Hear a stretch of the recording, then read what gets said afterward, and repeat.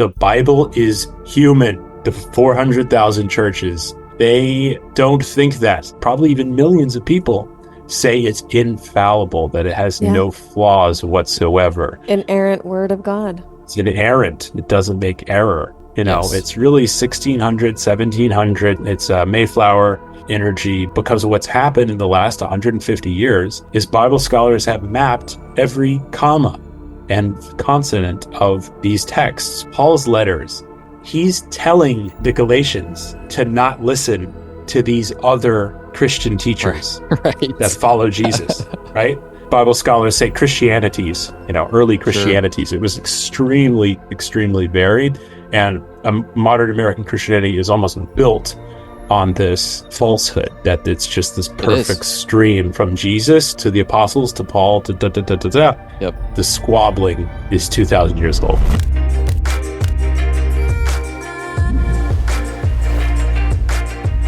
Welcome back to the Medicine Podcast. You guys know me. It's Mimi, and I got my love, my warrior, my king, my magician, my partner in traveling and exploring the cosmos. What is going on, everybody? This is Chase. I've been looking forward to this episode since we ended our previous episode, I don't know, probably like 9 months ago, with none other than Bob Peck. Welcome back to the Medicine Podcast. Thanks, guys. What's up, Chase and Mimi? Glad to be back. Love y'all.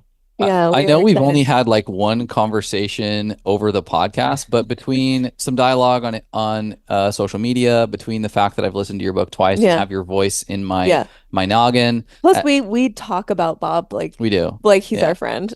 Well, we just love your content, and like I almost have this voice in my head that is the Bob voice, where it's this like, I'm not going to take anything too seriously, yet I'm going to take seriously these spiritual concepts and these age-old wisdom nuggets that have been passed on for centuries. And so it's this like nice little, it's almost like I have a council of different voices inside of my head. And Bob Peck has a seat at the table for sure. It's deep bow. Thank you, Chase. That's such a sweet thing to say. I think, people are taking it all way too seriously. But also there's some cool, dusty old textbooks that are really dense and dry and that I really enjoy. So it's a funny kind of paradox. What you're just saying reminded, there's a Joseph Campbell quote. He says, the psychotic drowns in the same waters that the mystic swims in delight. Ooh, I love that.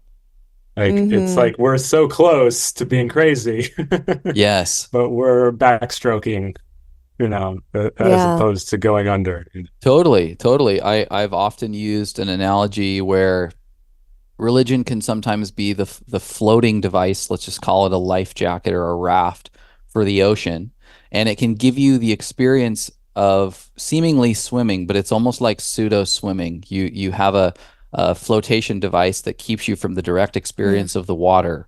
And to remove such flotation device exposes you to the severity of the divine in the sense that it can quite literally drown you until you build the muscles, the spiritual muscles, if you will, to be able to swim and experience the water directly without being drowned. And that is what the beautiful Joseph Campbell sparks in me when you say that, is like, man, sometimes it is overwhelming to be without a flotation device, but if you can learn how to swim, wow, what a direct experience. Yeah, I think on that same note, like it's two sides of the same coin, where one person might get completely overwhelmed being like, I don't know anything. Like it's overwhelming. You don't have any answers. You have nothing figured out. The only thing that you're sure of is that you know nothing. And then the other side of the coin is like, there's almost this freedom, this like, I know nothing and I just get to try and learn anyways. And that's kind of where I feel like I am, but coming out I frequently feel like I know nothing. I very often. The only thing I know in quotes is like, I've had experiences. I've had spiritual type experiences that feel really real in my body and my psyche, but I have no proof. I can't prove to anyone else. I can't convince anyone else that my experience is right or true, or that they should, be engaging in this, or whatever. And so I've kind of just come to this place where I'm like able to just take a deep sigh and be like, I know nothing, but it's still fun to try and find the answers. It's so true. The surrender piece is really huge. And Ram Dass talks a lot about like the verbiage or like the kind of loaded meaning behind surrender in English and in America. Like it just means like you suck. Like surrender, it's like white flag, like Right. you lose. Like you lose, Exactly. yeah. Yeah, like the army, other army wins, and it's like that is such a reductive, limiting angle to just like letting go. Really, basically, is what you're doing. Surrender. Islam means submission to God. It's Mhm. it's all the same Hmm. ideas. I'm a broken record with the interfaith bridge. Oh, the Holy Spirit. It sounds like the Tao. It's like, Right, right. okay. But it's what I love so much about you, because even if it's repetitive, these conversations are still important and they're still Hmm. happening everywhere, and they seem to be Yeah. as relevant as ever, which is pretty incredible. So let's play a fun quiz. How many Starbucks are there, and how many churches are there in America? Wow. If you don't know, Um, it's okay. uh, It's designed to. You're supposed to be surprised by how crazy this I'm is. gonna guess. This is total guess, right? Total guess. I think that there are more churches than there are Starbucks. Yes. I know that there are like 30,000 denominations of Christianity. So the sheer number of churches could be in the hundreds of thousands, maybe, whereby Starbucks, I would imagine, has like in the tens of thousands of locations. I would So get, maybe like yeah, 25,000 Starbucks, let's say over 100K churches. I would say 30,000 Starbucks, 400,000 churches. That is amazing how close you guys are. It's about 16,000 Starbucks. Oh, wow. It's about 370 Wow. to 400,000 churches in America. Okay. So Wow. your average start too. We were pretty close. Y'all Yeah. are right there. I mean, but it's because you guys have been in this scene. You also love coffee and you Right. deconstructed. Yeah. So I you're can the tell you the last perfect- time I went to Starbucks, though. Well, Yeah, right. but no, Yeah, we're on good juice now, but Yes. Yeah, but that is you're also on good fascinating. spirituality now. So it's That's right. yeah, you guys are the right people to ask about that. But it's for me and kind of relevant to the work you guys do and kind of the overlap here is like sometimes I'm like, oh, everybody's getting it. Like in our little Instagram bubble and our little echo chamber of like, oh, just Yogananda quotes and Yeah. Christ consciousness hashtag. Like it's like, oh, people are this is great. And then it's like, no, there's 400,000 churches. Now attendance is going down, Right.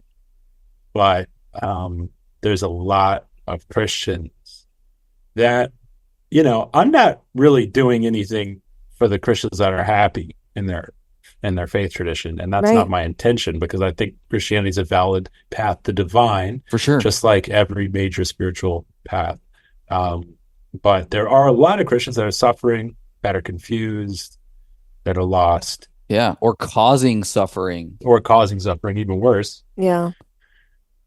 because they are, right? Yeah. Yes. But yeah, that's kind of what I'm trying to do is just say some of the concepts and doctrines and hypocrisies that you're having difficulty processing. You're not crazy. My thesis, I don't know if we talked about it last year, but it's really saying read the mystics. Yeah.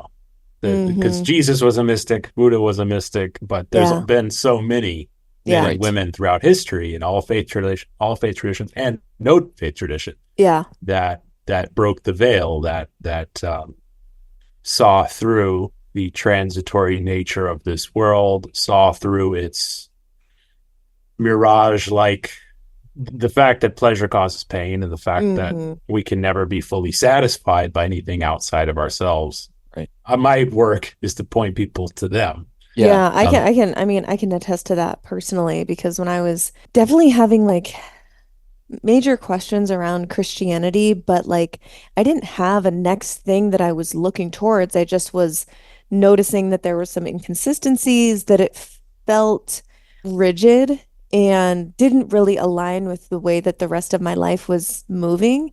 And it was the mystics that really sort of gave me a next stepping stone of like language that felt familiar enough to not be scary, but also Absolutely. interesting enough to me to really stir some new thoughts and sort of just like make me feel like my questions were okay. I don't have like a pretty word for that, but that's just what it felt like, was like clearly they had a lot of questions too. And people like Matthew Fox and Neil Douglas Klotz and Hildegard von Bingen, their books were just like nourishment for me in this time when I was definitely like my soul, my spirit was definitely asking for more than what the rigidness of corporatized religion could offer me. So yeah, I mean, big shout out to the mystics. Very, very well put, Mimi, too. I mean, that's like the level of like safety and Yeah.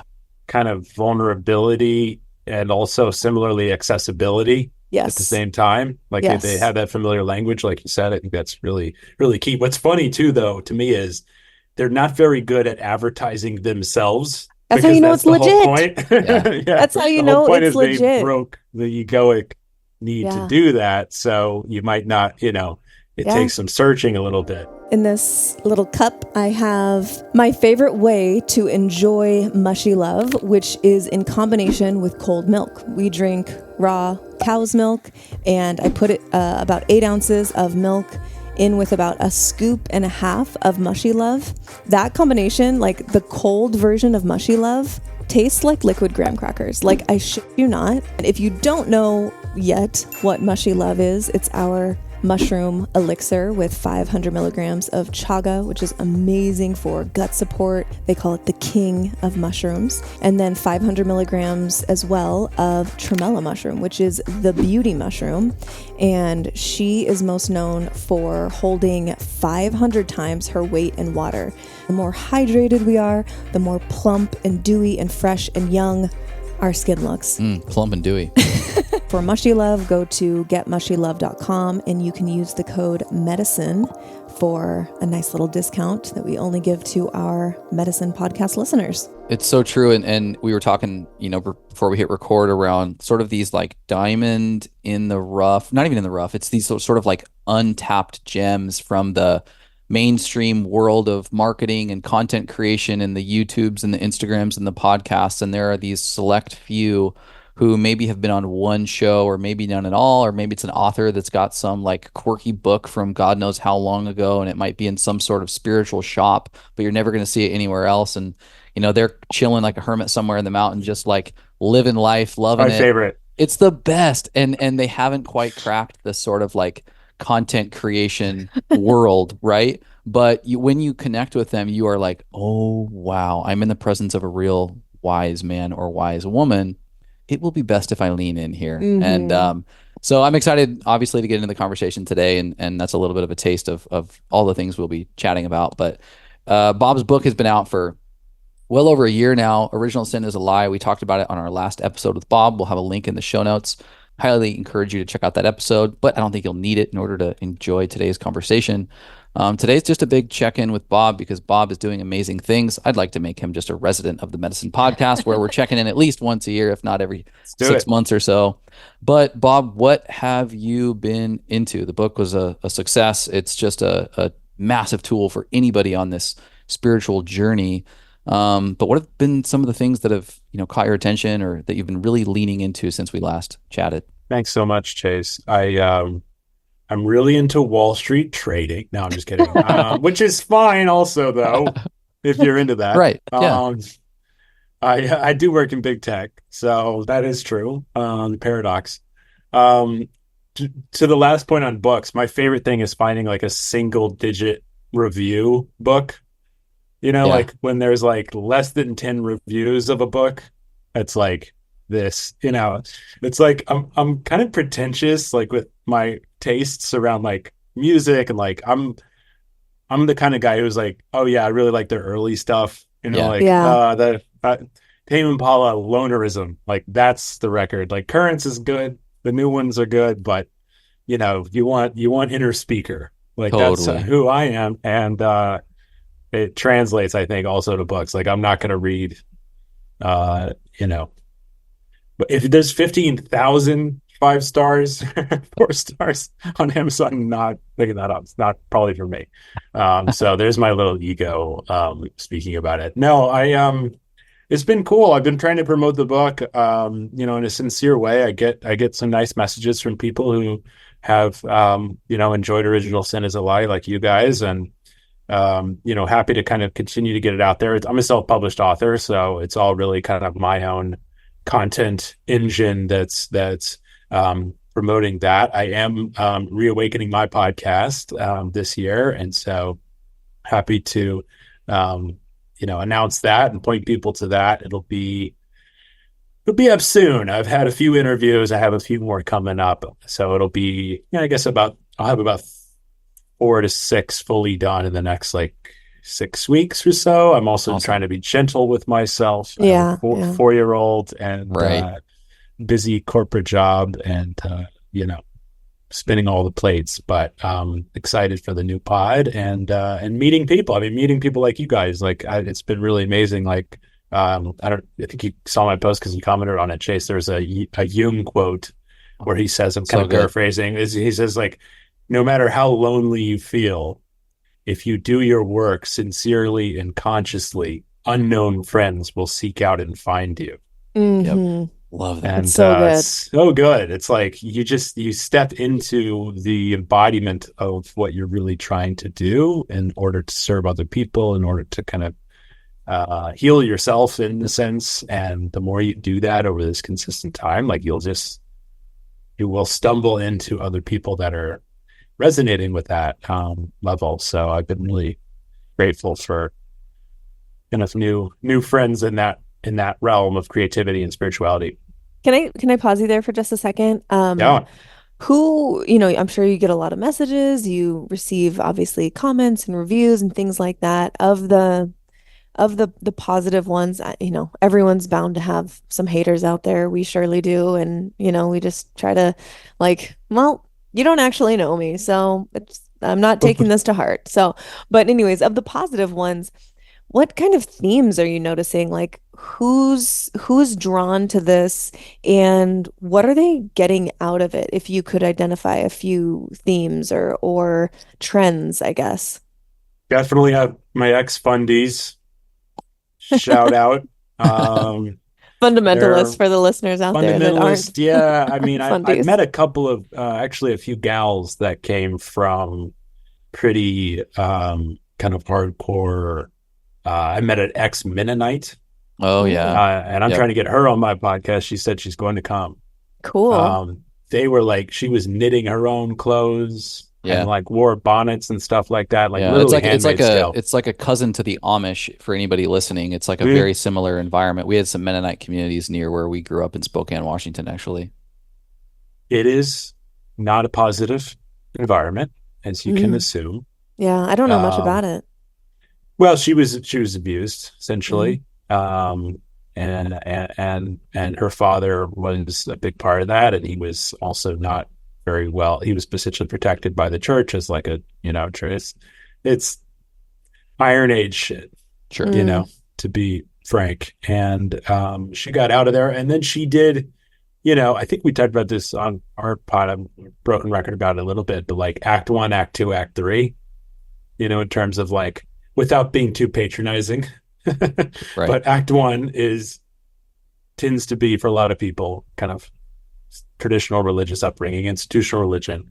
Act 2 can sometimes be kind of punk rock atheism, F it all, tattoos and just religion is the opiate of the masses bumper sticker. And then Act 3 is take a mushroom, listen to Alan Watts lecture, and that's where she's in Act 3 now, and so it's beautiful. She's in Maui with her baby, and it's it's a beautiful ending to this, or next progression to her story. And so people who kind of have gone through that with the religion, I think respond well in the sense of what I'm trying to do with my book, and it kind of, you know, in some bizarre way, being like a Jesus defender, you Right. know, kind of saving Jesus Yeah. from the secular crowd to say, well, actually, no, he's pretty rad. He's he's actually worthwhile. Right. You know, in a very sincere way. It's all this other later political stuff. It's all of this,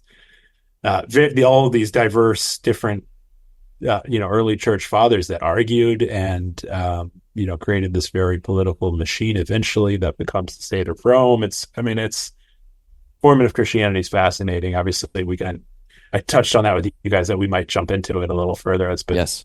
an area of study. But yeah, I think probably ex-fundamentalist has been like the main one. I think I got a compliment the other day that was really pretty humbled me deeply, which said like, you made me like Jesus again. Oh. Yes. Like, I couldn't do anything with him in the Bible for years. And like, now I'm like kind of full circle appreciating some of his teaching. So I will emphasize that, Yeah. because in the last year, I would say that I have really come to a beautiful connection to the character that is Jesus Christ. And I was having this conversation with our good friend Aaron Abke, who's another content creator in the spiritual space. Oh, love Aaron. Yeah. And we were just chatting about how he had experienced this in years prior, but I've really gotten to this point, and your book has definitely you know, contributed to this, where I've just felt this relief to be able to appreciate and have love in my heart for Jesus, regardless of the context, historical figure, you know, white Jesus with the sandy blonde hair, beautiful blue eyes, and the beard, whatever. Like that energy that is Jesus and his Christ consciousness, like, to be able to not be triggered by that any longer is a really beautiful place to be in. Exactly. And I just feel like that is such a sign of like where things are. And even speaking to your like progression of the you know, fundamental to sort of that atheistic space or scientific materialist space where you can't get enough of Sam Harris and Richard Dawkins, and you want to argue any Christian that comes into your path, to then this level of freedom. I almost feel like you step into the spiritual domain and you almost have that novelty experience, like having moved to a new town for a minute, where you're like, this is so much better. Everything's the best. There's nothing wrong with this place.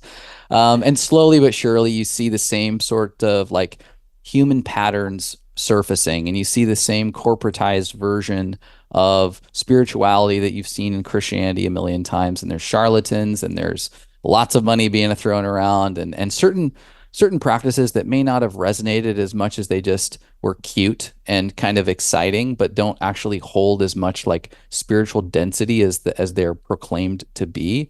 And so I almost feel like I'm in the sequel to that sort of like hero's journey through religion, and where you get to some level of conclusion in episode 1, but episode 2 is more like you're going to be facing the same themes that you were picking nits on about Christianity in the spiritual domain. Yeah. It's maybe even more scary because the slope is so slippery without the compartments that religion gives for, you know, safekeeping, if you will. And so I really resonate with that reader of your book, and probably many readers. And I do think there's a sequel. The journey is not over.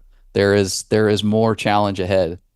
You're so right. I also have a new friend, Stephanie Brinkermeyer of Mormons on Mushrooms podcast. Ooh, wow. Great name. Which is Mormons one of the best mushrooms. names of podcasts I've ever heard of. I'm going to have to look that up. Yeah, they're terrific. They're all ex-Mormon. And she took, I think, about 1 gram of psilocybin, which isn't a ton. No. You know, Terrence McKenna would be disappointed, but it can crack you open. It's enough. Sure.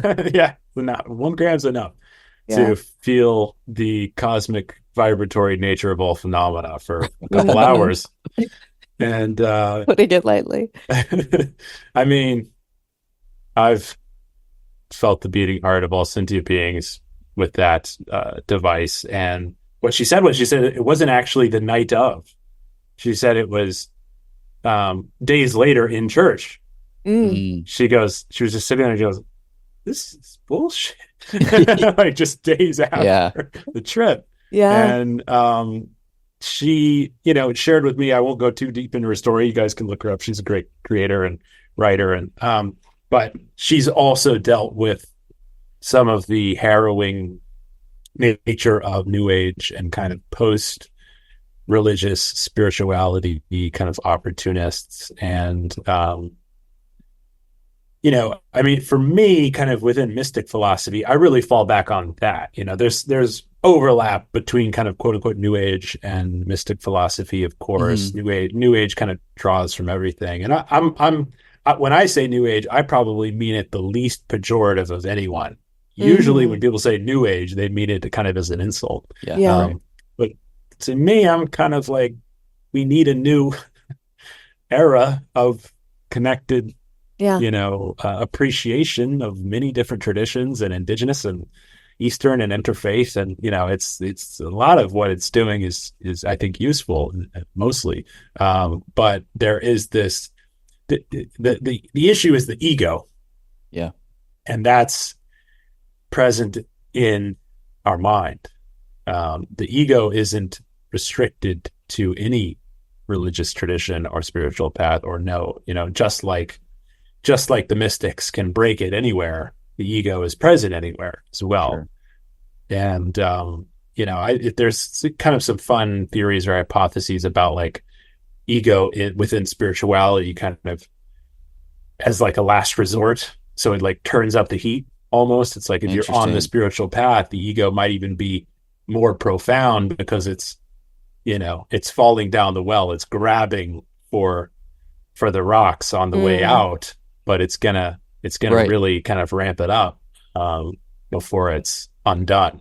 Totally. And a great example of that would be, and we've gotten into some of these level, communities or folks, not necessarily partaking in the communities, but we've interacted with folks who maybe it's their claim that they're the reincarnated Christ figure or whatever.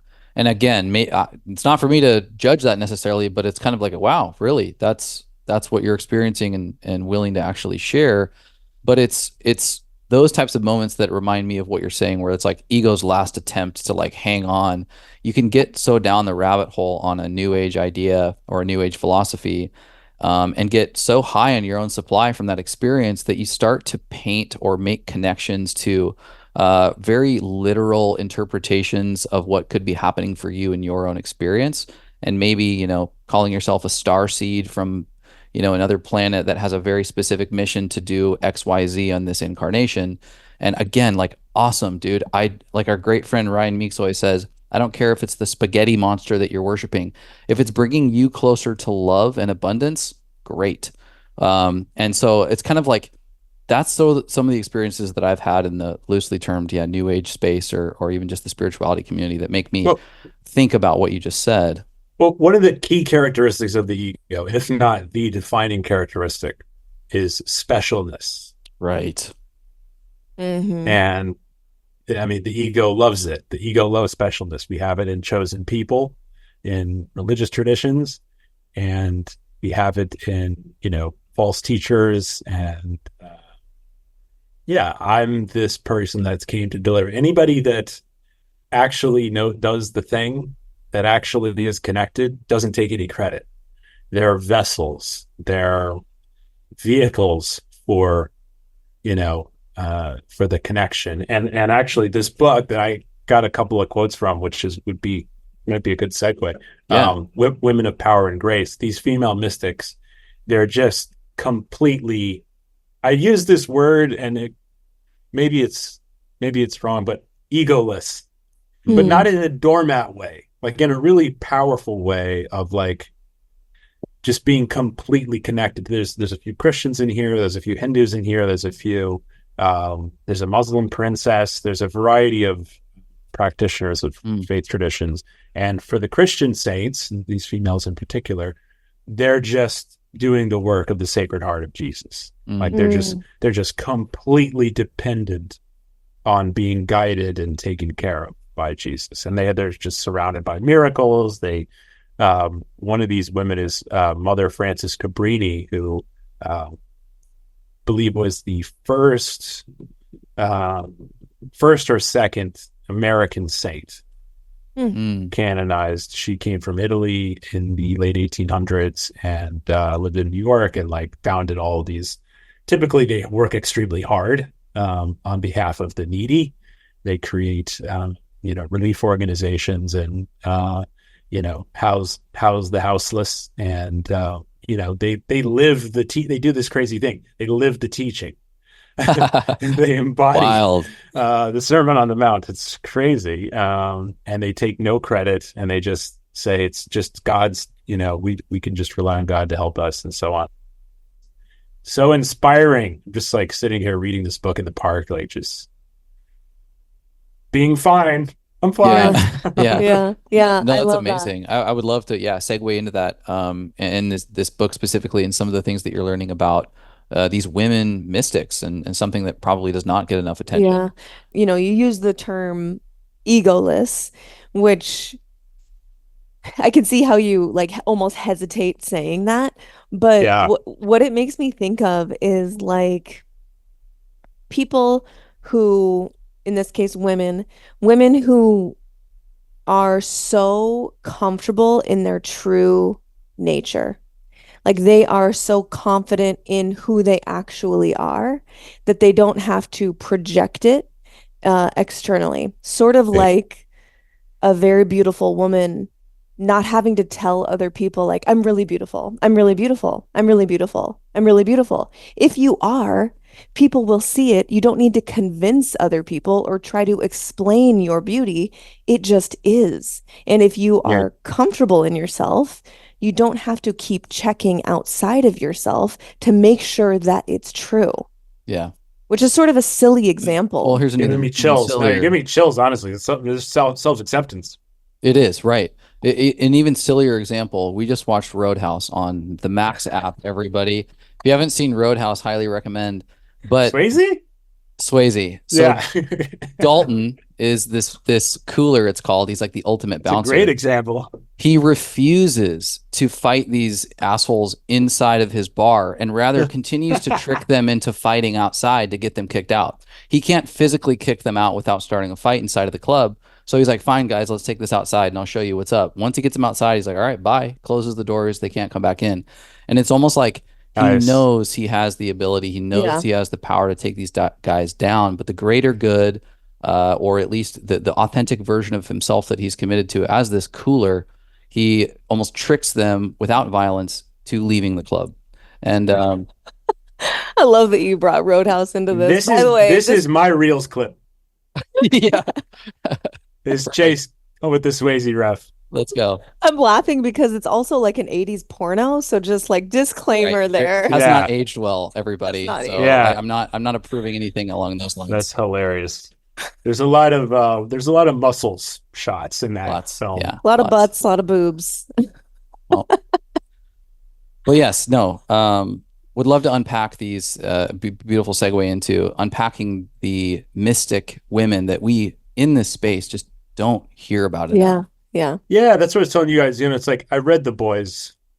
I cite them. The Original Sin is a Lie. I cite probably 100. Right. A handful of women. Shout out Evelyn Underhill, who was very slept on, but she was a very well respected early 1900s religious scholar. She was a colleague of William James and a kind of predecessor of like the Hermann Hesse group. She wrote amazing books on mysticism and kind of validated it in a sense. So I quote her at least once. And then Anandamayi Ma, she's actually in this book as well. She was a very high being and a very most of these Hindu female saints are actually considered incarnations of Divine Mother. And unlike the New Age teacher that you guys referenced earlier, hypothetically, they don't really claim it. Typically, it's their followers that give them the adoration, and oftentimes they refuse it. Sometimes they'll refuse it for years until it just kind of becomes undeniable that they just have merged their consciousness into, the cosmic source, the sacred heart, where it's just undeniable. They'll almost kind of reluctantly accept it. It's a very profound thing. So I reference a couple of them, but teaser alert, in my next book, I'll reference a lot more female mystics. I think there's a lot of value in the 2020s and beyond of shedding light on divine mother incarnations. Mother Frances Cabrini, this is from her colleague. She says, it was apparent that she did not exist in her own sight and that God had substituted for her very self. She accepted the gifts that God had given her, but she was not vain in possessing them. Rather, they served as reasons for continual thanksgiving to God. Although she was indifferent to praise, she did not reject it with contempt, but accepted it with her characteristically calm smile. Above all, she referred all the honor and glory to God, because she did not want even to consider herself as the instrument, but simply the admirer of his divine works. Wow. Simplicity and just absolute humility. And they're surrounded by miracles. That's why they become canonized typically, is like, unless there's like some politicking about a certain guy or something. I don't know. I'm not a specialist on canonization, but typically these, I think there are legit Catholic saints, men and women throughout history, and they're just, their lives are constant synchronicities, kind of to use that 20th century Jungian spirituality term. Like, it's just all day, every day, people are just like, I was told to come to this thing where you are. And, it's just like, just the synapses are firing, man. Go ahead.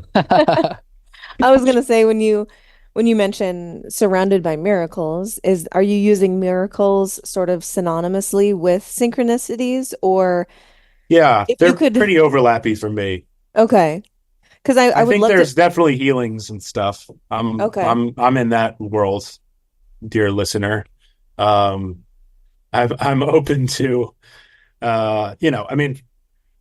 going back far enough for me, there's only one mind. Yep. So that's kind of mystic philosophy at its core, which is like all of us there's this level of absolute unity, and then there's this level of separateness. And this level of separateness isn't necessarily unreal in the sense that it is relatively real, but it's not the absolute reality. It's a little distinction, right? And so that's what, to me, explains a lot of really this is kind of a whole nother topic, I guess, but a lot of the science around just the nature of consciousness. And there's a couple of really great PhDs, which I'll point people to, which I have no authority whatsoever to speak on or paraphrase. But there's a guy, for example, Donald Hoffman, PhD, who's been going on the podcast circuit for a while. He went on my buddy Third Eye Drops, Michael's podcast. He's been on there a few times, talking about consciousness as the fundamental layer of reality, essentially. I referenced the Mark Gober book called An End to Upside Down Thinking and Original Sin. Consciousness as this fundamental layer, and then matter on top of consciousness, and so on. That really, it makes the mystics a lot less crazy, frankly. We're starting to see even I think it was the 22 Nobel Prize for Physics was in that world around kind of illusory nature of reality. So we're starting to get there. Yeah, I'm by no means a scientific expert, and I bro science at best.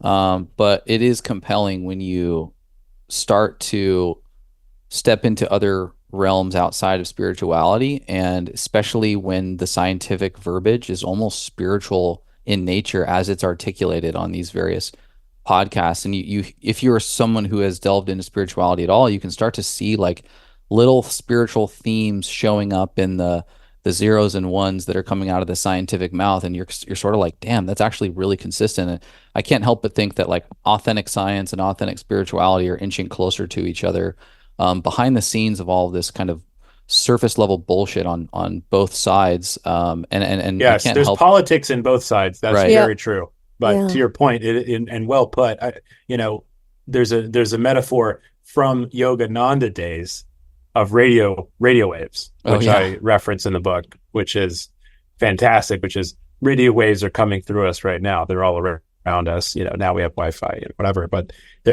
this was late 1800s, early 1900s yogi that gave this image, you can't hear the song right now, but it's coming through. They're very large. Radio waves are as large as city blocks, and you have to be transmitting, or you have to be the right receiver to that transmission of that frequency, and that's a perfect analogy for spiritual information, spiritual energy, etc. It's even early kind of 20th century science was starting to get people excited, and Einstein's kind of pantheism, it ain't that new. No, I love that. So curious, from studying these female mystics, are you seeing new ideas, whether that be new ideas on God, the human experience, from the perspective of these women? Are you seeing a feminine version or a feminine articulation of some of these concepts that have, predominantly come from the mouths of men?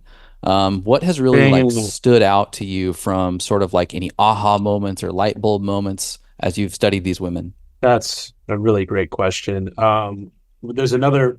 I do want to read a couple on Ananda Ma quotes, which are like veil breakers. Awesome. Let's do it. Before I read her, Mother Maria Skotsova, I'm a big fan of, who was Parisian, and she was active in the 30s and 40s, and she was a socialist.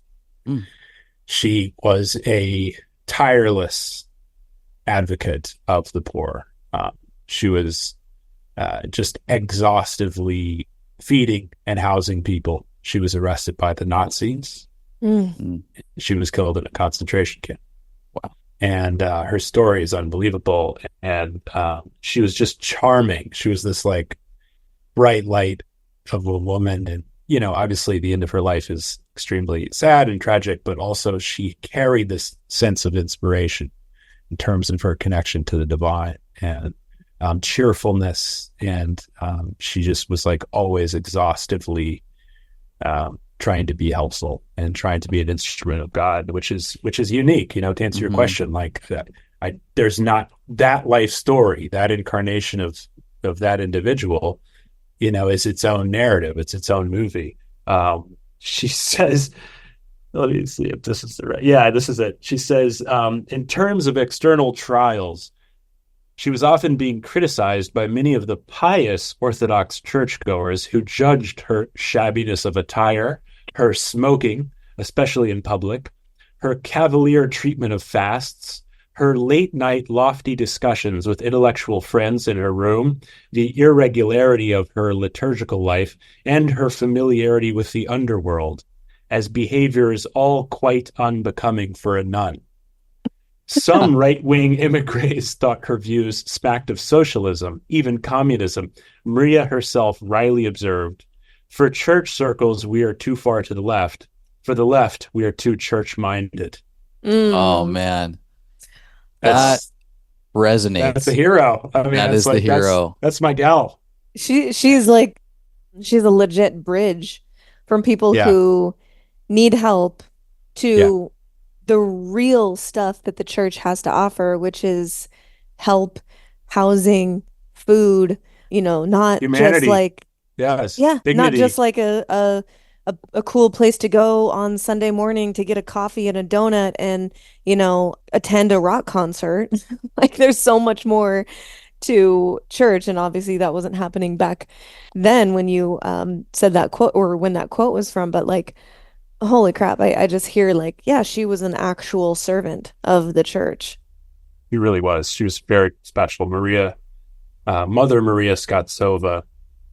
She's canonized in the Orthodox Church. I don't think Catholic Church. Honestly, if I read this, I'm probably going to cry, but here goes.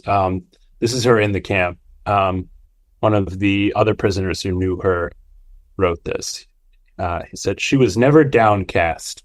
Never. She never complained. She was full of good cheer, really good cheer. She was on good terms with everyone. Anyone in the block, no matter who it was, knew her on equal terms.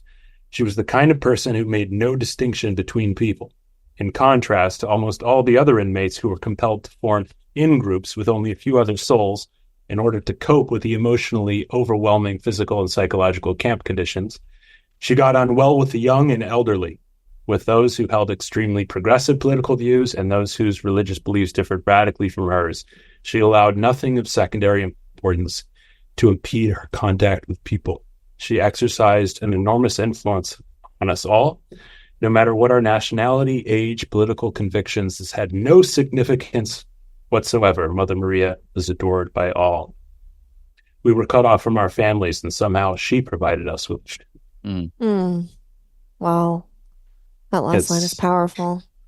Yeah, it's crazy. I'm really inspired. It's almost kind of in some ways like this. They're making me more devotional. Like, I think I've been a mindfulness guy for a while, and I teach meditation in big tech, and it's like very secular, and like, it's sometimes it's almost too secular, where it's like, okay, now we're more focused to do our job, and like, it's like a biohack more than it is a spiritual practice at times, right? It can be sometimes, and it's like, what do I want to do with my life? And it's like all that stuff's okay. It's probably better than okay. But ultimately, the mystics are the ones who speak to me. They're the ones that really like, they just see the equality in everyone, back to the specialist thing. She befriended everyone. She had no distinction between any person. And like, that's the core component, it seems like, of all the mystics and saints and masters, is they see the one in all. Yeah. I have sort of a weird question that just popped into my head, but as I witness you being so moved by these stories, and they are absolutely moving and inspiring, if like jobs and making money and having a living wage and like providing for your family, quote unquote, wasn't a thing that we had to worry about, what would you do with your time? You, Bob Peck, how would you want to show up and live your life? What would you want to do? I'd just be talking about Mother Maria Scott Sobel, probably. I really like, it's a really sweet question.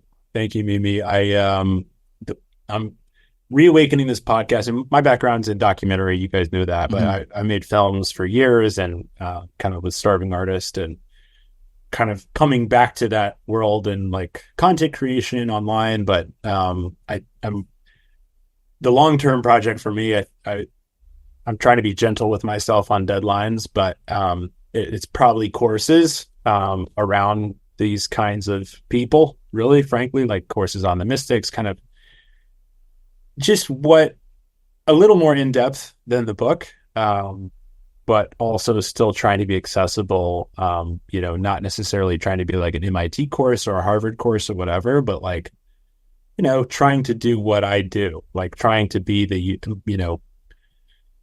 like the Rick Rubin, thing, make what you want, like make what your unique voice is what you have to offer. And so for me, it's like a little bit of academia, a little bit of bleeding heart mystic, a couple laughs, like sure, doing that kind of on my favorite topics, on my favorite kind of heroes, really. Right. No, and I see that being such a sweet spot. Even just being able to relay these stories and these anecdotes from just incredible people, and man, it's just it's so easy to just continue to get caught up in the things we want. Even like self-improvement and spirituality turns into this like to-do list and this very sort of like binary, let's create the business plan and the pitch deck for the self-improvement path that I'm on so that I can convince myself that, and at the end of the day, you see these mystics just like radically humbling themselves and gravitating towards such a light that is behind the surface of all of the materiality that we get so obsessed on. And it really doesn't matter the lane by which they connect with this light. It is so felt when you witness these folks or read about these folks. And it's like in the simplest of circumstances. And we get so like grandiose in the visions that we have of how we will participate in making the world a better place, that oddly enough, it's like the simple shit. And it's like wildly powerful to witness someone that effective in the most basic acts of generosity and kindness and humility. When are you guys putting a book out? Y'all should write something. This is We've talked about it as like maybe in the future, but well, Pete, did you ever read Pete Holmes' book? If you haven't, I I highly haven't read recommend it, but I'm a big fan. Yeah. oh, it's Like amazing. It is the only time I've ever hilarious. thought about writing a book was when I read his book and was like, I have the jock version of this Yeah. story. Funny. So I'm ready to I love his pod and I love his specials, and Yeah. I just Yeah. need to read it. You're right. The But if see, that's you the thing. There's too many reviews. well, what if you listen to it? That's a different experience. It's That's basically like true. a podcast. Yeah, then it's Right. like his stand-up. Yeah, it is. If you Yeah. do read it, you must listen to the audiobook because he reads it and he's freaking hilarious. So Yeah, it's like he is. it's a no-brainer listen. Yeah. Awesome. But yeah, well, beautiful, man. Anything else from these beautiful female mystics, and if not, I'm definitely reading the book or checking these ladies out. Yeah, This let me sounds do incredible. two more from Yeah. Women of Power and Grace Great. by Timothy Conway. And then we can keep it going. This is Anandamayi Ma, who very high being. Yogananda met her in person in India. They were contemporaries in a sense. Two, this is kind of about God and then about practical. She says, in whichever direction you may turn your gaze, you will find one eternal, indivisible being manifested. Yet it is not at all easy to detect this presence because he interpenetrates everything. Mm. The unmanifest reveals himself through the world of manifestation. The analysis of the substance of all created things, if carried sufficiently far, will lead to the discovery that what remains is identical and equally present in all creatures. It is that which is styled as pure consciousness. Mm. I mean, Wow. that's, to Wow. me, as good as it gets. That is deep. And she just has pages of this. And this one's really kind of cute. She says, whatever you have the chance, laugh as much as you can. But to laugh superficially is not enough. Your whole being must be united in laughter, both outwardly and inwardly. Do you know what this kind of laughter is like? You simply shake with merriment from head to foot. In order to be able to laugh in this way, you must have implicit faith in the power of the all-pervasive self and try to bring the outer and inner parts of your being into perfect harmony. Do not multiply your needs, nor give way to a sense of want, but live a life of spotless purity, making the interests of others your own. Seek refuge at his feet in total surrender. You will then see how the laughter that flows from such a heart defeats the pain of the world. Oh, What a dunk. That's yeah. such a dunk. That is just bars. It's such a mystical way of like using an example like laughing to experience the divine, because it is actually that simple, and it's so spot on, because if most people listening are gonna be able to identify, look at that, beautiful. Oh, It's my crush. Most people are going to be able to identify the person or the moments, the situations where you've laughed so hard that it is like a full-blown exorcism. it's like a tiny orgasm. It's like an uncontrollable, ecstatic, where you are dry heaving from laughing. Like my brother makes me laugh. My younger brother makes me laugh so hard. I will like projectile tear out of my eyeball. And then what's funny is, like, in the last couple of years, when these moments happen, because it's usually at least one time when we're hanging out and we see each other a couple times a year, in the middle of this fit of laughter, I'm in my own head going, wow, I needed this spiritually. I needed this sort of like spiritual, it's wringing out the rag from God knows what's been accumulated. And sure, I maybe could have blasted off with some mushrooms or, gone to some sort of healer, but my freaking younger brother, who's just hilarious, wrings me out like a rag through the modality of laughing fits. Yeah. And it's so incredible. Yeah, totally. I think there's something really beautiful in an unconventional way. I've always said this when I notice women specifically. I don't know why women more so than men for me, but when I notice women who laugh unapologetically, where they have this loud, boisterous, or even some might say like overwhelming, or like, oh, she's too much, or like, wow, she's really like really putting it on thick here or whatever. But it's just joy. It's just unbound joy. It's like unbound play coming out in the form of like noise, right? From inside your body.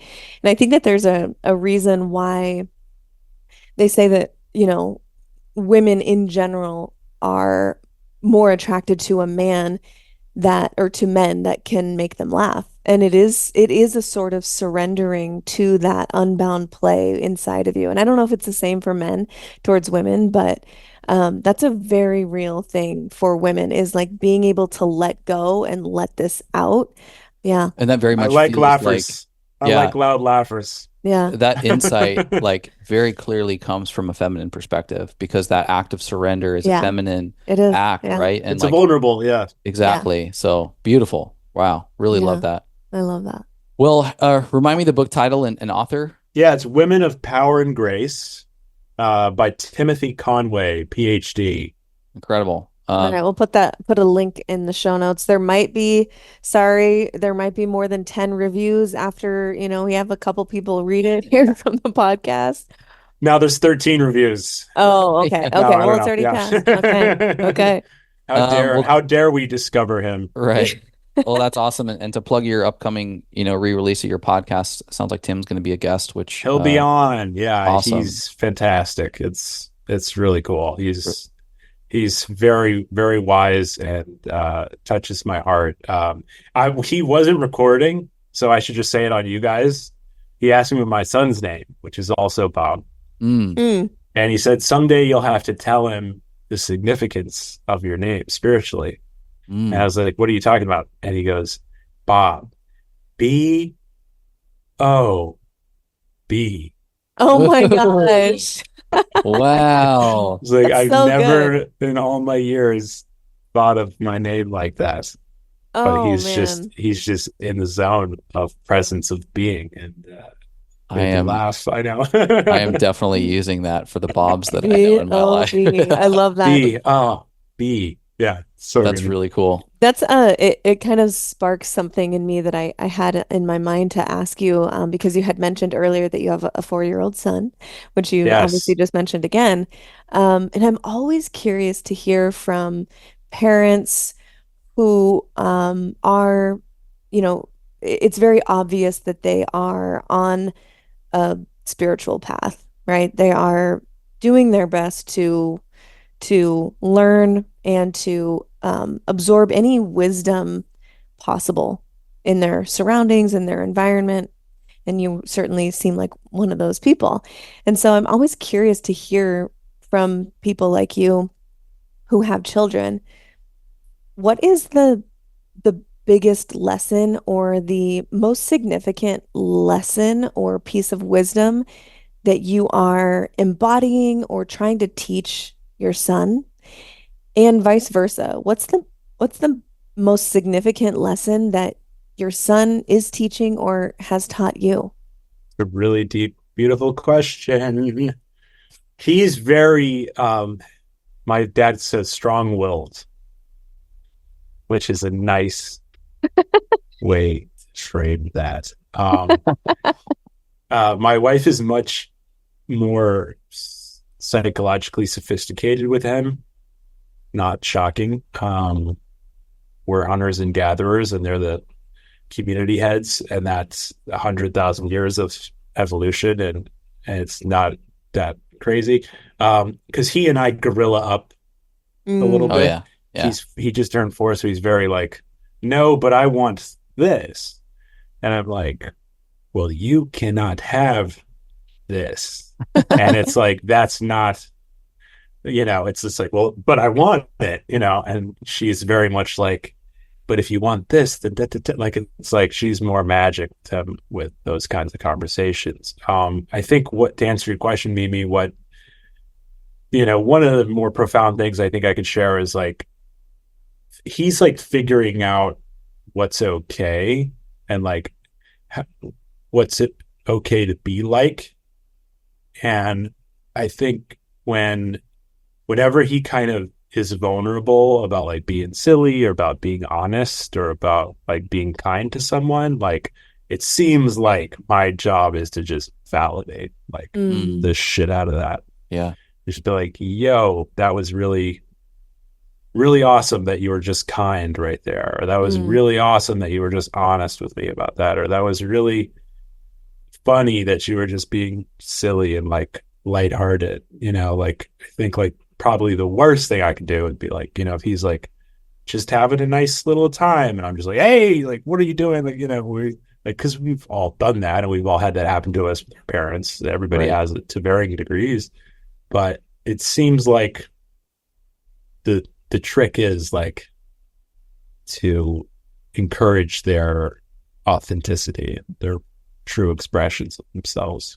Yeah, I think back on the relationship that I had with my father, and we're best, we're like best buddies now. He's such a homie, and we have a blast together. But man, we butted heads when we were younger, and Yeah. and yeah, I think some of that is just a could be happenstance. Let's just call it our natal charts having some level of conflict or something. Yeah, Um, that but could be there, part of it. but there's also, yeah, I think there's Different there's chapters. the constant like behavioral question. I think that at least in my youth, I was looking for was validation, and it was like, am I funny? Am I achieving as if I should be? Am I masculine enough? Um, am I succeeding? And I didn't, of course, have the articulation or the ability to articulate those types of requests. But I think that so much of a young, male who is, maybe masculine oriented, might be looking for as a younger man is that sort of like validation from the men and the adult men in their life. And father is obviously the first one that you're going to come up against if you're fortunate enough to have your father in your life when you're younger. And I really reflect back on those moments too. And the moments that land as being beautiful memories for me of connection with my father were those times that he, whether directly or indirectly, validated me in some way, shape, or form. And also the spots that hurt are those that felt empty, that felt like a call for support where it was, left unmet or Being something along those lines. unseen and Yeah. unheard, yeah, exactly. Yeah. Yeah, I appreciate you validating my answer around validation. Um, I mean, there's a few more. I mean, I would say, like, there's this really good book too. Maybe that's just what I do is I just keep referencing. This Please. one's less This is obscure, but great. it's called Bringing Up Bebe, Mm. and it's by a New York writer, mom. She married a British guy, and they raised their daughter in Paris. And it's about American parenting versus French parenting. And a Mm. friend of mine recommended it to me when she was pregnant, and I read it, and it was very encouraging to me around essentially they're in like some seaside French restaurant and like all the French babies are sitting there eating broccoli and like her daughter is like going insane and they have to do shifts to and she's like, why is my child this crazy monster, right now compared to all these French babies? And, one of the main themes is that like French people live their lives and also raise their kids. And like, Mm. there's a tendency in America, I think, like really like 80s and on, probably like 90s. What's up? That's us of like helicopter parents. Yeah. And just like, honestly, people saying like, my life is my kids. It's like, oh, like, Right. it's what you don't want to be is an absentee parent for sure. You want to be present, but your life should be your life. It shouldn't be completely centered around your kids. That's not fair to Mhm. them because they Right. have to have their life and you should have yours because you show them that it's healthy and appropriate to pursue your own interests and passions. Yeah. So it's an interesting Yeah. balance and it's kind of requires some mindful awareness, Mhm. which I am not occupying 24 hours a day, but it's subtle, Yeah. It Yeah. it For reminds sure. me of, I don't know who said this or even if it was like an official quote or just like an Instagram stamp that I saw, but it landed with me, obviously. It was something like the greatest gift that a mother can give to her child is her own happiness. That's beautiful. Yeah. Just exactly highlighting what you're saying, where it's like, if you are only living for your children, they're going to pick up energetically on that enmeshment and either want to manipulate it, or they're going to be attached maybe in an unhealthy way. And when they get out into the real world and you inevitably separate physically in some way, who are you without them and who are they without you? It's just, I don't think it's helpful for anyone Yeah, I mean, to approach it that way. happiness, right? The weight of happiness is significant. It's large. There is no one thing that can support the weight of happiness. And so Yes. a relationship at large, whether that's your child, your friend, or your partner, Yeah. if they're supporting your entire world of happiness, it will crush them. It'll crush the process, damage the relationship. And so it's such a great point. Like your own individual happiness is to be diverse, like an investment, if you will. And if kids and children is one aspect of that, surely so is your relationship and your, relationship to purpose or dream or how you impact the world. And so, yeah, I think both of those are just spot on when it comes to the parenting space. Yeah, and I think even kind of coming back from one of the early questions around like kind of what am I doing? And, it's like my main kind of like focus in terms of my like work or spiritual work or whatever is like the right disbursement of time and energy of focus. And I realize that that's probably the exact same for 7.9 other billion people on planet Earth. But it's like, how can I be present father, supportive husband, Yep.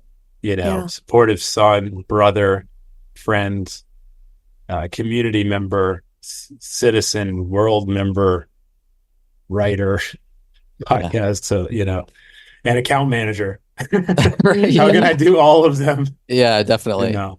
Definitely. No, I totally resonate with that. And still B-O-B. Right. I'd still be present. Yeah. Right. And still not get swallowed Still live up by to my it all. namesake. That's Yeah. right. Yeah. Well, I'd love to, you mentioned that you've also spent some time post release of the book and surely in the time since we've chatted last, getting deeper into the world of Bible study and in the world of the Gnostics, which is always a fun conversation for me. And so maybe we close out this conversation with a little bit of what do you've you guys been want to learning. go there? I'd love to. I was gonna say like we kind of covered all this like beautiful like mystics and now parenting, and now I'm like, do you want to talk about Jesus? Yes. Like I'll like come back to like being a door knocker person. Right. Yeah, I'm doing, I'm kind of prepping for like I said, these kind of more long form courses are going to be. I'm actually going on Third Eye Drops, which is a buddy. Do you guys know Michael? I don't know him Happy to personally, introduce you guys. I follow the account and would love to be connected. Yeah, he's a great pod. He does kind of like Western esotericism. Yeah, kind yeah. of Jungian is his speciality. He's also hilarious. Michael P. And so I'm going on there to talk Gnosticism. So I'm studying Gnostics for him, which I'm honored to do that. And then, I'm really, New Testament stuff, like New Testament scholarship and formation. And it's all really relevant. It's like to me now as the author of Original Sin is a Lie, I've kind of had to accept that I'm always going to be the author of Original Sin is a Lie. Like, I don't know if I fully realized that at the time, but I will be in my obit of this incarnation. Right. So I will probably be talking about this subject for some time now. And just, going on pods and going on places and getting asked questions about the Bible, it only benefits me to know it more. So I've been kind of rereading some textbooks and, I don't know if you guys have any questions or I can definitely just riff for a while, but I think, the core message, and some of this does come across in the book too, but the core message of kind of what I'm talking about and reading about with it is the Bible is human. Yep. Mm-hmm. It is so insanely human. And it is the 400,000 churches next to the Starbucks. Like, they don't think that. Right. They think that it's this divine, perfect. I mean, some people, a decent amount of Christians, I mean, probably even millions of people say it's infallible, that it has Yeah. no flaws whatsoever. Inerrant word of God. It's inerrant. It doesn't make error. And it's like, that is stuck in, it's really Handmaid's Tale.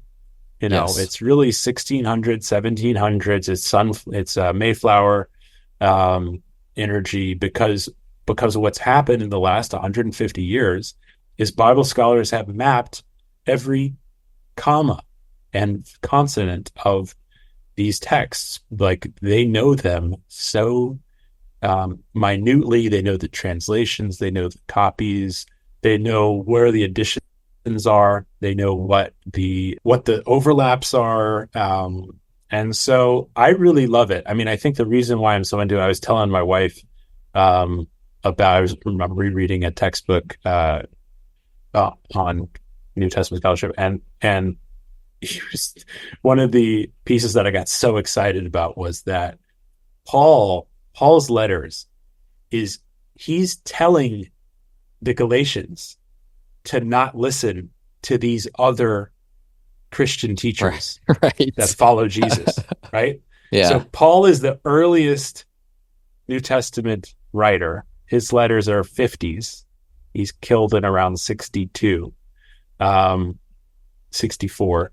And the first gospel is Mark in around 70. So Paul's letters are the earliest.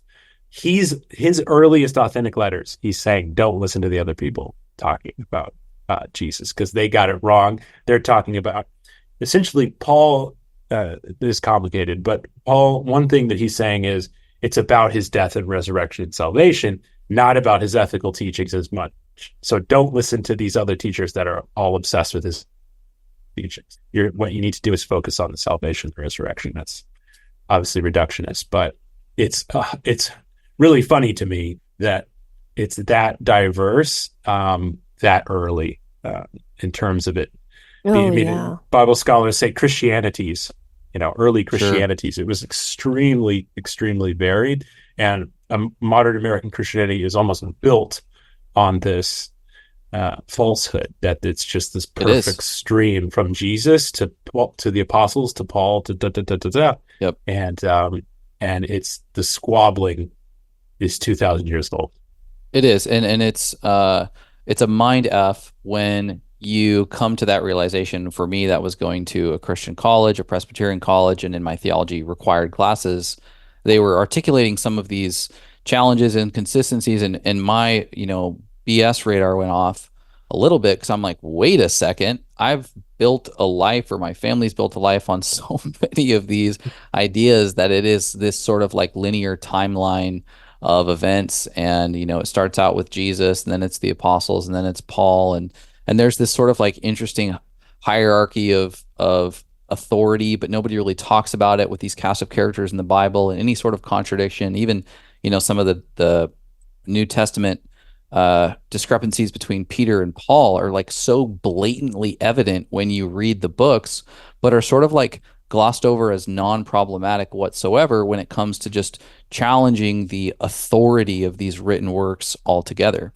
And so, at least coming from a very much like traditional American evangelical background, where we were both kindergarten through 12th grade, we were taught that the New Testament, even if the Old Testament has sort of some of these like fairy tale like stories that are a little extreme, there's a good portion of Christians that believe them to be literal. And then there's this version of Christianity. And I would say most of the people that we grew up with were kind of like this, where it was like, well, you're going to want to mostly focus on the New Testament because the Old Testament's a little violent and it's an older God, and Christ and his birth, death, and resurrection essentially reformatted the way to memory experience. card. Yeah, exactly. And so take the New Testament as the better version of the two, for lack of a better term, and that's how you're going to be able to. I mean, I don't disagree with that. To be fair, I don't disagree with that either. I do. The Old Testament's tough, and when it comes to like love my Jews though, love my Jewish homies. That's right. Yeah, like of the New Testament, you said one, like this is still very human. Mm-hmm. That's like a big takeaway from this study? What would be some of the other like mind-blowing takeaways that you've experienced through this? This is a really fun one to me. So, there's a line, I can't remember the scholar, and I don't think I cite it in the book. I'm sorry. I do my best.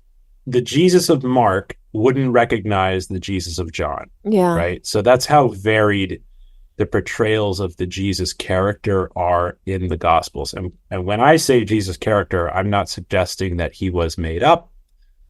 There's also kind of this conspiratorial world around like the Jesus myth. Yep. It's not very scholarly. Right. There's an overwhelming amount of material that point to a human man named Jesus. Go into the differences. Go into the differences between yeah. Jesus Mark and Jesus John. So you have Mark, Matthew, Luke, and John. Matthew comes first because of the birth narrative and the sequential order of the Bible, but actually Mark is the earliest gospel. It's second in the order, just for funsies. So Mark is written in 70, which is around 70, which is right after the temple is destroyed. So you have to kind of understand what's going on in Judea, right? In that period, even in Jesus's life leading up to the destruction of the temple in 69, 70, essentially the Jews are trying to kick the Romans out of Judea. It's a Roman province. Pontius Pilate is a provincial governor of Rome. The Jews are kind of, there's this group called the Zealots that are kind of this military sect. There's these guys called the Essenes out in the desert talking about the apocalypse. That's what the Dead Sea Scrolls are. There's a lot of, it's a tense period, basically, the first century in that region. And it comes to a head because what happens is the Jews take over Jerusalem for a couple of years. They take it back, and the Roman army comes down. And they siege the city, and it is apocalyptic, actually. I mean, it is so brutal. The Roman army destroys Jerusalem. They sack the city. Men, women, and children. It's rivers of blood. The temple is destroyed, and so for the Jewish people in that period, their religion was the temple. The temple was where God is. And so to have it be destroyed means that there's this massive existential questioning of everything, essentially, around their faith. And, the Jesus-following Jews are kind of well-positioned to utilize some of what Jesus talks about with the kingdom of heaven coming and the destruction of the temple. I mean, all of the Gospels actually are written in the post-temple Judean period. And so just starting there is key. So in Mark, Mark is much more terrified. The author of Mark, the Markan community is scared. By the time you get to Matthew, he becomes more of a Jewish prophet. There's more, there's a lot of connections back to Isaiah and, just a lot of different books of the Old Testament. Even in Mark, there's psalmist themes in the resurrection. So Mark and Matthew are definitely, Jesus is still very much Jewish. By the time you get to Luke, Luke is written outside of the Jewish homeland, very, very likely. And Luke writes Luke Acts.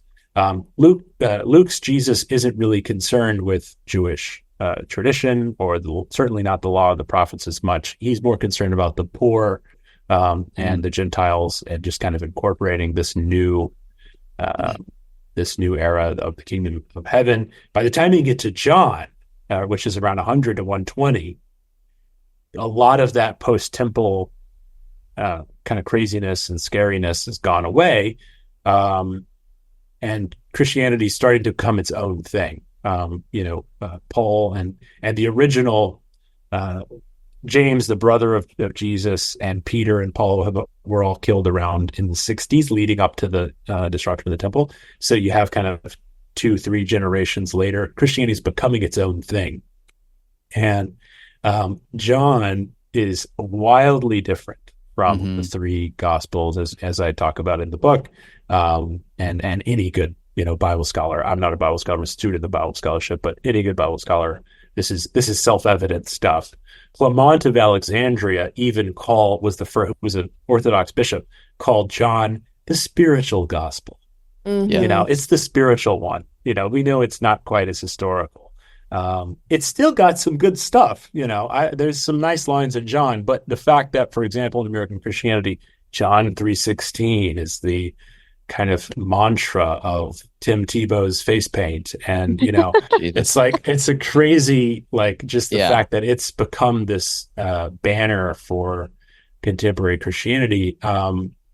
And so this is a fun one, just context between what we call the agony in the garden, even though there's no agony in John and there's no garden in Mark, but we call it this because we put them together. This is Dominic Crossan, who's a very prominent scholar. He says, in Mark, Jesus is prostrated on the ground, begging God to make this pass, but he'll do it. He'll do what God wants, and the disciples all flee.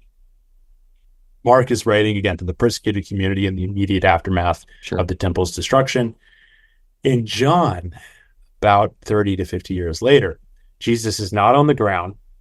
All the Jerusalem forces come out, hundreds of troops to capture Jesus, and they end up on the ground. Jesus says, of course I will do what the Father wants. And Jesus tells them to let the disciples go. So, Jesus is totally out of control in Mark and completely in control in John. Those are two gospels in the Bible. And, what scholars say is neither are historical in a sense. They are purely historical. They're both portraits by separate authors for separate communities. Sure. Mm-hmm. Yeah, and I remember, reading through this in your book and having had, some of this taught to me over the years, and would love to get your thoughts. Like, do you see this as, because many of these, Matthew, Mark, Luke, and John, they're not the ones, writing these either. These are years later by someone named not Mark, Matthew, Luke, or John. But it wasn't Jesus' apostles that wrote the Gospels. Sure. Okay. So perhaps they're similarly named, but not the direct apostles. Yeah. Do you see this as let's just speak potentially. I don't expect you to know this or maybe anyone to know this, but would you expect that these folks are using the symbol of Jesus, the imagery of Jesus, the sort of self-explanatory weight that his name held at that time to communicate something of intentional purpose to these groups of folks? Like if it's the Mark audience, it's some level of resilience through the challenge that's upon them through the destruction of the temple and the bloodshed in Jerusalem.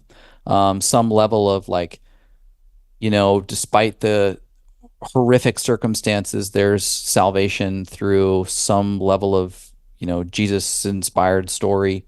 And then John, it would be more of like a spiritual motivation, some level, or like a spiritual blanket for folks who need some level of more loving kindness and comfort. Because I too agree and believe in the historical figure of Jesus, but it's hard not to think that, maybe these writers were leveraging, for lack of a better term, the Jesus character with a narrative that supports some probably valid messages that needed to take place at that time. Well, the way I see it is he was so profoundly unity consciousness, which is, kind of a mystic term or a modern mystic term, but he lived in this space of unity with all creation, just like the mystic. I mean, I think he was at the highest level. I mean, that's what kind of Yogananda and all these masters, far greater than I talk about. Like, there's a reason he is the most popular human right on planet Earth. Amazing. It's because he really did attain this level of oneness. And, I think frankly, and I might have said this on you guys' pod. I've said it a ton. I'll say it the rest of my life. Forgiving his killers is, that is one of the most sublime moments in human history, I think, in terms of his example of love and his inability to see anyone in a negative light, because we're all children. He just embodied this sense of like connection. And so he very understandably set the countryside ablaze with people that were so touched by his teaching in a real deep way. And, again, that's kind of this is kind of my angle to the secular crowd, is like, no, like he really did have a lot of legitimacy that like sparked the fire of people and made them think, and told parables that were, extremely radical in terms of their content, not in terms of their temperament, but radical in terms of their material.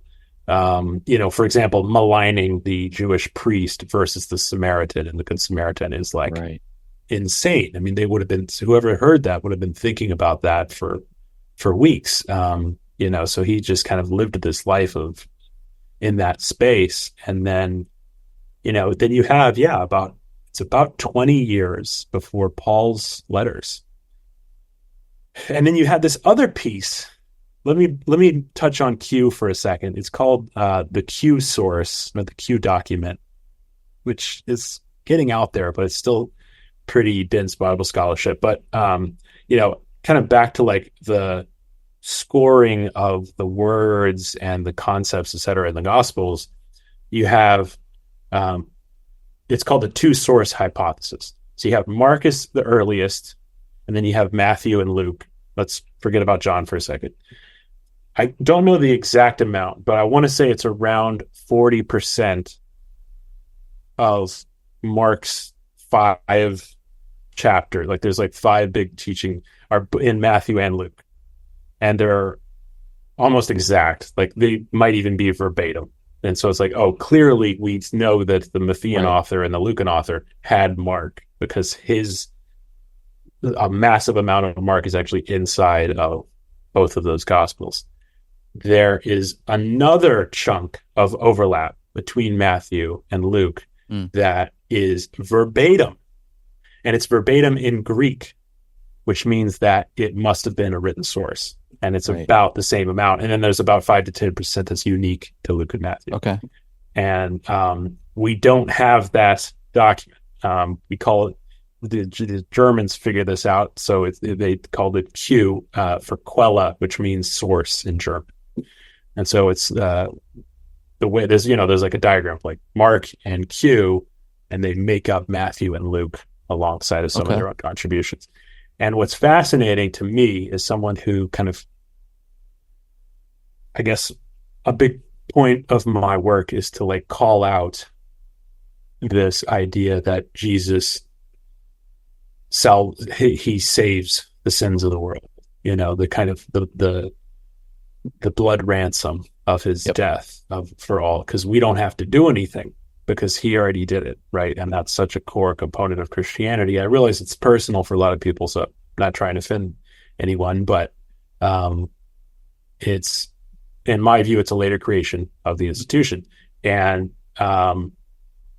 what's fascinating about the Q source is there is zero material about his death and resurrection in the Q and the Q material. We don't, and like I said, we don't have that source. And I've even had I've talked about this a little bit on TikTok or whatever, and I've had commenters say, well, we don't have the Q source.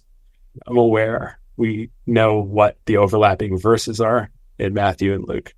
And what's also kind of fun is, I guess, teasing the Gnostics, is that Thomas also overlaps with Q. So you have there's actually a pretty damn decent amount of Thomas actually that overlaps with Q.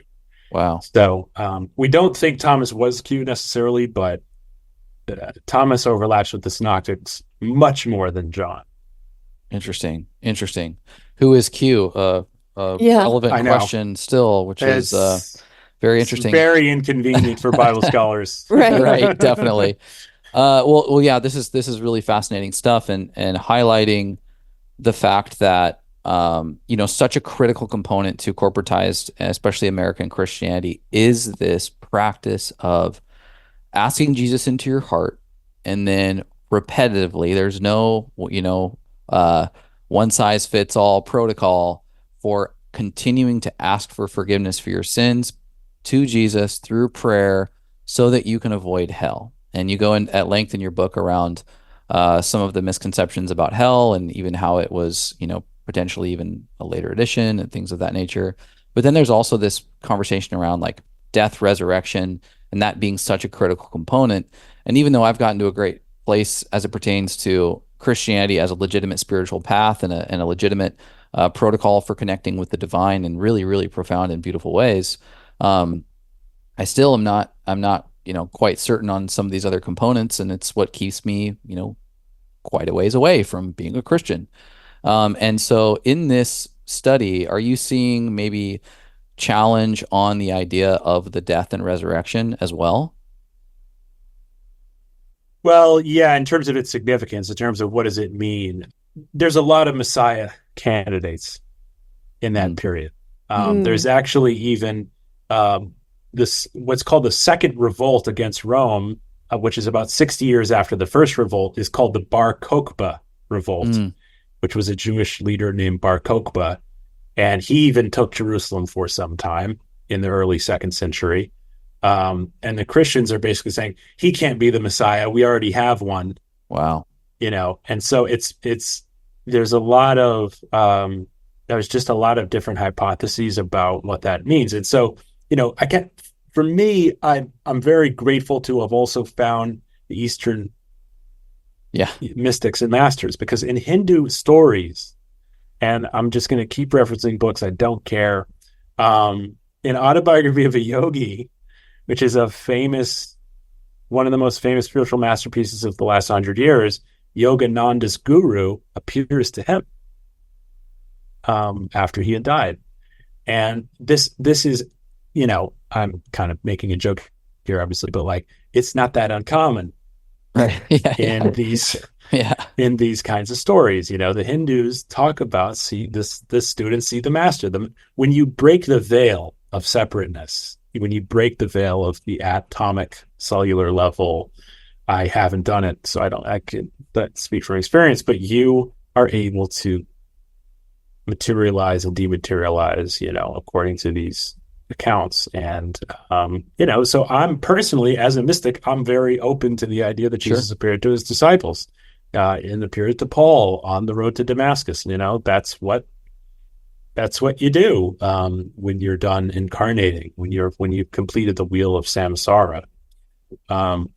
But it happened in particular in this fascinating cultural and historical context of the Jewish people in the Roman Empire, with all this tension.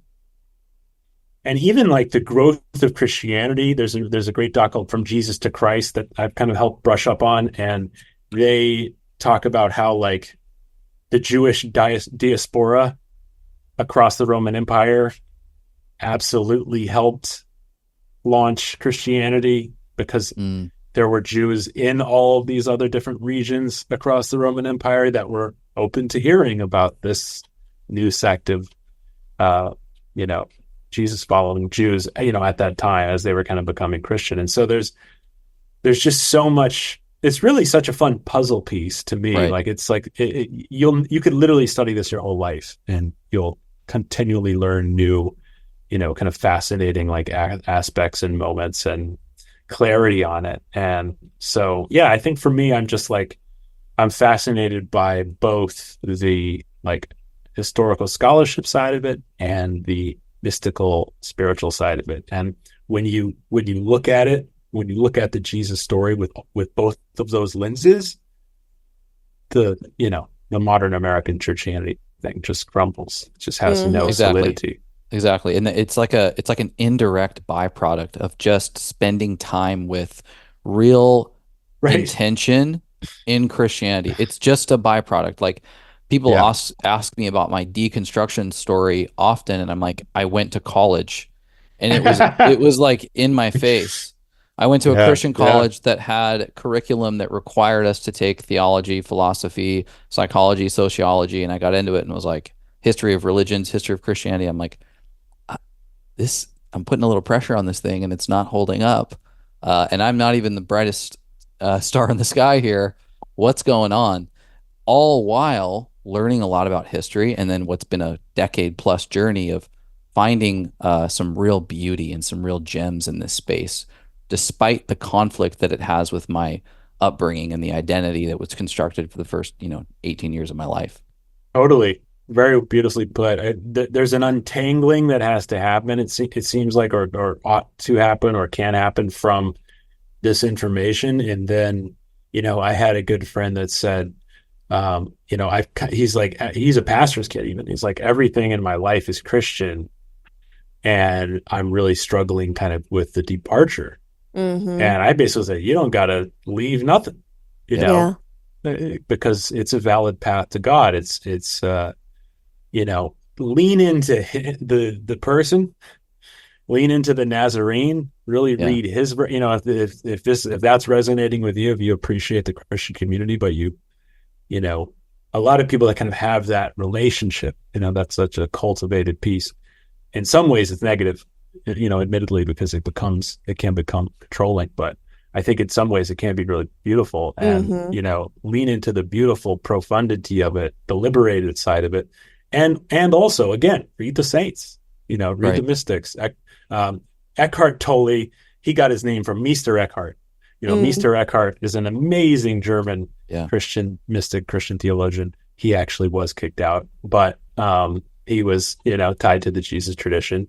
You said Hildegard von Bingen. Matthew Fox was also kicked out of the church, by the way. He was excommunicated. So, I guess all my heroes got kicked out of the That's pretty much. find the resumes that have the excommunicated on there. Right. And it's usually a good sign. Mm-hmm. We're coming close on time, and so we can kind of wrap this up. But we did talk about Gnostics a little bit. We talked about the Gospel of Thomas being this Gnostic gospel. I believe we could tee up Gnostics for the next time. Let's do it. Yeah, let's tee up Gnostics for the next time. Yeah. In your book, you go into detail about the Gospel of Thomas, which is just beautiful. It's just thank you. so well digestible in the way that you articulate it, and like it's sort of the question of WTF? Why wasn't this included in the Bible? This thing's pretty freaking great, pretty powerful. But 60 seconds on the Gospel of Thomas itself, and then its Gnostic origin, and a little bit about the Gnostics. And we'll leave a little bit more to be desired for another conversation. Sure. Yeah. We had this landmark archaeological discovery in 1945 by a Egyptian goat herder named Muhammad Ali, and he was looking for fertilizer and dug up this jar. It's very like Indiana Jones style thing that happened, and it's very real. And I think it was 52 leather bound. They're called codices, and it's quite the library. It was found in a town in Egypt called Nag Hammadi, so they're referred to as the Nag Hammadi Library. Eventually, antiquities dealers got it from this guy, and they're in the Cairo Museum. There's a wide variety of texts. I think there's a couple of duplicates, so it's just relearning this. I think there's 46 different ones. The Gospel of Thomas, the Gospel of Truth, the Gospel of Philip, Gospel of Mary, the Apocryphon of John, which means secret book. There's some dialogue of the Savior. Sadly, the Gospel of Mary, we only have about 6 pages. We have like shards of it, and it is mind blowing. Right. And I should have wrote more about it in Original Sin is a Lie. I don't even think I might even not mention it. So, book number 2, Female Mystics and Gospel of Mary. We're coming. Right. Love it. But it's pretty profound, and basically the Gospel of Mary and Philip, it's implied of how special she was and how she might have even been closer than the apostles to Jesus. Mm-hmm. So it's very radical. It's easy to see why it was buried under a freaking boulder. Right. And it's in Egypt, which is a dry climate. So they're preserved. These are from the 4th century, so the 300s, which is right around the time that the Roman empire became Christian. They're written in Coptic, which is Greek, which is an ancient Egyptian language, but they're using Greek letters. It's essentially there are Coptic versions of earlier Greek manuscripts, is how they're kind of framed. So, and some commenters called me out. They're like, Thomas isn't first century, it's fourth century. This guy's it's like the Coptic version's fourth century, bro. What's fascinating about the Gospel of Thomas, there's so much about it. So we'll save it for next time, but I'll just tease a few of these. It's only sayings of Jesus. Right. So there's no narrative. It just says, this is the secret teachings of Jesus of Nazareth, written by the twin Didymus Thomas Judas.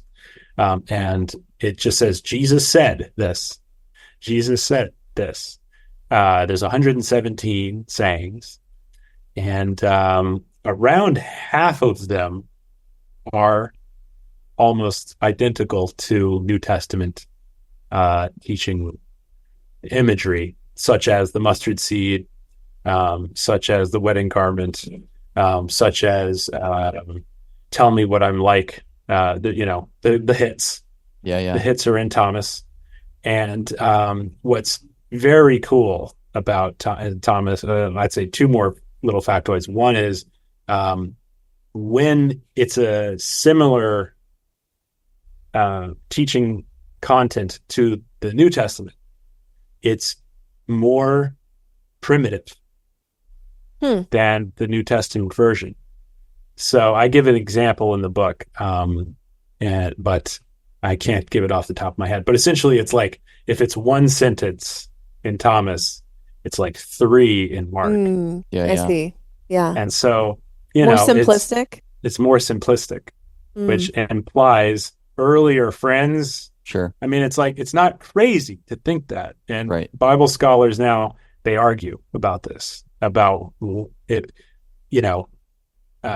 essentially the argument is it's contemporary with John or it's contemporary with Mark and the Synoptics. And some scholars even say it might even predate Mark.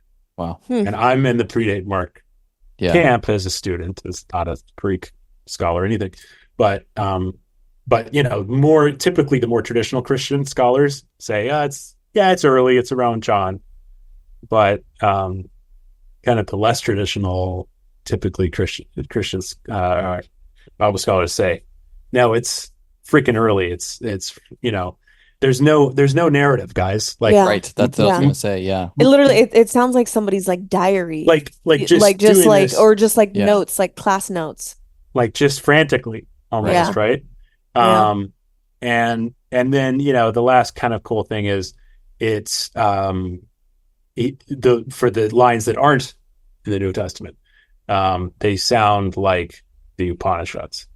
Right. I mean, they sound like Hindu philosophy. Totally. He says, chop a block of wood and I am there, pour a bucket of water and I am there. He says, what is within you, if you bring out what is within you, it will save you. If you don't bring out what is within you, it will destroy you. Oh, yeah. It's very good. That sounds like Carl Jung. I mean, that's totally killer. Yeah, totally it really Jungian. does. Very mystical. I mean, it really, I think for me as an Eastern and mystic-minded Jesus fan, it's very good, legitimate archaeological evidence that Jesus very likely was indeed a mystic master, right? A non-dualist that was taught maybe by the churchianity, etc. Yeah, totally. Yeah, taught maybe by the Eastern mystics. Potentiality, Yeah. And its connection to Gnosticism. So like a brief 101 on Gnosticism, and then that'll be the TBD.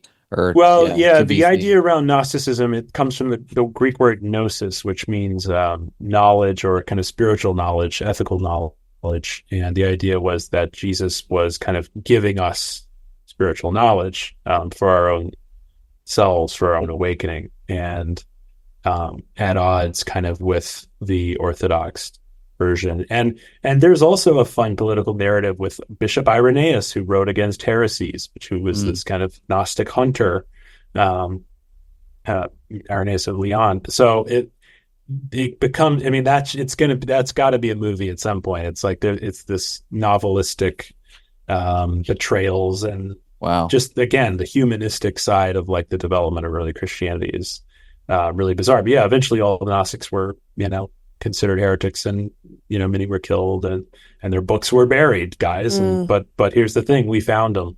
So Right. and now they're on Wikipedia.